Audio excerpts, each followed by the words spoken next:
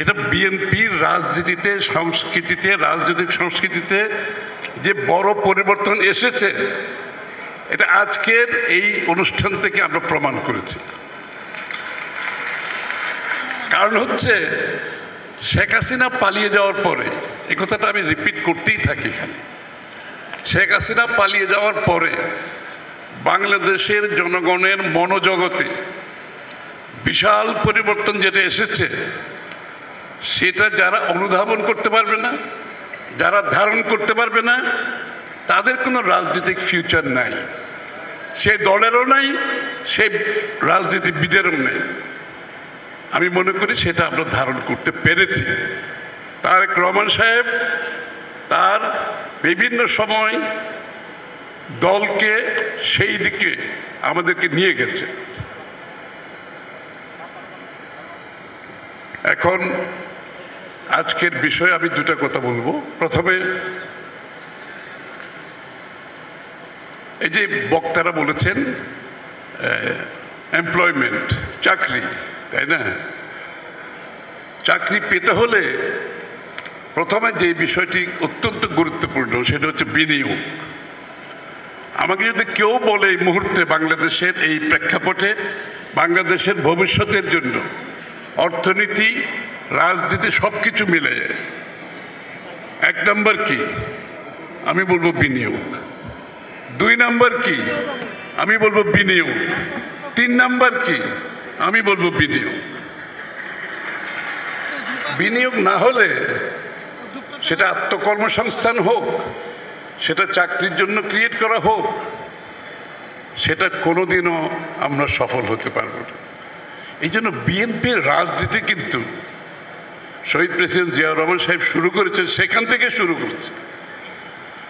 মুক্তবাজার অর্থনীতি সকলের জন্য, অর্থনীতিতে আমি যেটা আগে বলেছি গণতন্ত্রায়ন, ডেমোক্রেটাইজেশন অফ ইকোনমি, যেভাবে আমরা রাজনীতিতে গণতন্ত্রের কথা বলে থাকি, অত্যন্ত গুরুত্বপূর্ণ। এবং সেটা না হলে বাংলাদেশে বিনিয়োগ আসবে না। আপনি তাহলে বিনিয়োগ আসতে হলে দেশের ভিতরে বিনিয়োগ, দেশের বাইরে থেকে বিনিয়োগ আনতে হলে যেটা প্রথম দরকার রাজনৈতিক স্থিতিশীলতা, পলিটিক্যাল স্টেবিলিটি এক নাম্বার পয়েন্ট। পলিটিক্যাল স্টেবিলিটি কখন হয় একটা দেশে?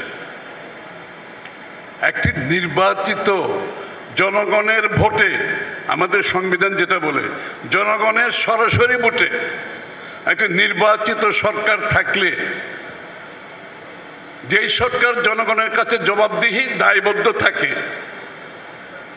জনগণের কাছে বারবার যেতে হয় নির্বাচিত হওয়ার জন্য, তখনই স্টেবিলিটি থাকে। আজকে বাংলাদেশে সে অবস্থা আছে? আমরা স্বৈরাচারকে বিতাড়িত করেছি, আমরা কিন্তু এখনো বাংলাদেশের নির্বাচিত সরকার হয়নি। বাংলাদেশের জনগণের কাছে জবাবদিহি কোনো সরকার হয়নি। যতক্ষণ সেটা না হবে ততক্ষণ পলিটিক্যাল স্টেবিলিটি, রাজনৈতিক স্থিতিশীলতা আসবে না, ততক্ষণ বিনিয়োগ হবে না, দেশের মধ্যেও হবে না, দেশের বাইরের থেকে হবে না। আমরা তো বিনিয়োগের অনেক সার্কাস দেখতে পাচ্ছি, দুঃখের সাথে বলছি, আমি বিনিয়োগের সার্কাস দেখছি না? আমরা কত সার্কাস দেখতেছি বিনিয়োগে। আমার কথাগুলো অনেকের অনেক সময় করা কঠিন হয়ে যায়, কি করবো এখন, না বলেও পারি না।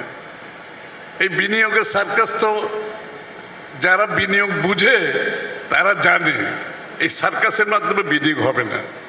বিনিয়োগ হতে হলে বাংলাদেশে নির্বাচিত স্থিতিশীল সরকার হতে হবে, তখনই বিনিয়োগকারীরা আশ্বস্ত হয় এবং সেই সরকারের পলিসি দেখে, সেই সরকারের অ্যাটিটিউড দেখে, মনোভাব দেখে বিনিয়োগ করে জনগণ। এখানে যে বিনিয়োগ সম্মেলন হয়েছে, আমরা ওদের সাথে কথা বলেছি, আমরা ওদের সাথে ইন্টারেক্ট করেছি, সব কথার শেষ কথা ওরা কি জিজ্ঞেস করে জানেন? তোমাদের নির্বাচন কবে? এটা হলো শেষ কথা। অর্থাৎ এক কথায় বুঝিয়ে দিচ্ছে, ভাই নির্বাচন না হলে এখানে কোনো ইন্টেরিয়াম কিংবা ফ্লুইড সিচুয়েশন, এই সিচুয়েশনে তো কেউ কমিটমেন্ট করবে না এখানে। তো সুতরাং এটা অত্যন্ত গুরুত্বপূর্ণ। তো আমরা এই জন্য আমাদের যে প্রোগ্রাম, কারণ আমরা তো বাংলাদেশ সকলের, আজকে যারা ক্ষমতায় আছে, যারা পালিয়ে গেছে তাদের ছিল বাংলাদেশ, এখন আছে কিনা আমি জানি না, এবং বাংলাদেশের মানুষের দেশ। তো তা আমরা বাংলাদেশে বিনিয়োগ চাই, আমি তো বলেছি 1 নম্বর 2 নম্বর 3 নম্বর সব বিনিয়োগ। এই জন্য আমরা কিন্তু অংশগ্রহণ করে তাদেরকে বলেছি যে তোমাদের চিন্তার কোনো কারণ নেই, আগামী দিনে যদি বাংলাদেশ জাতীয়তাবাদী দল সরকারে আসে, এইটা হচ্ছে আমাদের বিনিয়োগের নীতিমালা, পরিষ্কার করে দিয়েছি এবং লিখিতভাবে দিয়েছি, বুলেট পয়েন্ট দিয়ে দিয়েছি, বক্তৃতা করে দিয়েছি, যাতে করে এই লোকগুলো বাংলাদেশে বিনিয়োগ করে। কারণ আমরা তো দেশপ্রেমিক দল, আমরা চাই বাংলাদেশে বিনিয়োগ হতে হবে। এই জন্য বিএনপির অবস্থান আমরা পরিষ্কার করেছি। এই যে কথাগুলো এতক্ষণ আমি বললাম, রিপিট করে লাভ নেই, এগুলো এই কথাগুলো তাদেরকে বলেছি। আমাদের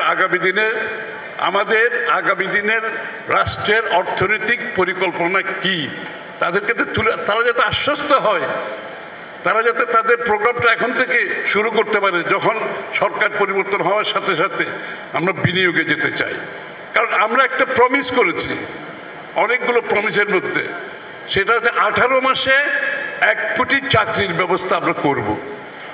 আমি কিন্তু রিপিট করতেছি, এটা পলিটিক্যাল স্টেটমেন্ট না, 18 মাসে 1 কোটি চাকরি। এখানে যারা বিজ্ঞ, আমাদের ফাহিম খুব সুন্দর করে বলেছে কতগুলো জব, কত লক্ষ জব কোথায় কোথায় হবে, আরও একজন বলেছেন কোথায় কোথায় হবে। আমরা হিসাব করেছি এবং এটাকে যদি আমরা আমাদের লিবারালাইজেশন করতে পারি, ডিরেগুলেশন করতে পারি, কারণ নিয়ন্ত্রণে লাভবান হয় যারা দুর্নীতিবাজ। এই জন্য এই দেশটাকে নিয়ন্ত্রণ মুক্ত করে দিতে হবে। ওই যে একটা আইটি রিলেটেড ব্যবসাতে কত লক্ষ লোকের চাকরি, ফাইন সেটা বলে গেছে, আমি ফিগারে যাচ্ছি না। আমাদের ম্যানুফ্যাকচারিংয়ে কত হবে, আমাদের আত্মকর্মসংস্থানে কত হবে, আমাদের বিদেশে কত লোক যাবে, স্কিল কত লোক যাবে, আনস্কিল কত যাবে, সব কিছু হিসাব কিতাব করে আমরা 1 কোটি লোকের কর্মসংস্থান কথা বলেছি 18 মাসের মধ্যে।